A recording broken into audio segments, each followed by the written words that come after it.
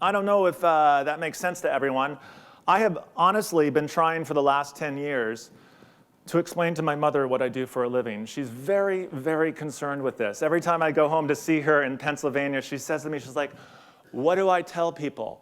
And I'm like, Mom, you tell them, we've been through this. You tell them I'm a strategic storyteller. This is what it says on my card. And she's like, that's ridiculous. This is a job. People pay you for this. This is why your father and I sent you to college.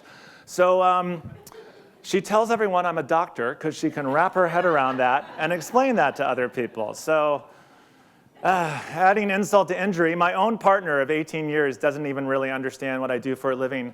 We were having a dinner party about 6 or 7 months ago, and I was in the kitchen cleaning some stuff up, and I heard someone ask my partner, Brent, so what is it Bill does exactly? And he said, you know, I'm not really sure, but I'm kind of like Camilla Soprano, the mobster's wife from The Sopranos. I don't ask a lot of questions as long as I get something pretty now and then. So this is my life. Thank you for listening. I feel closer. This is good. This is good.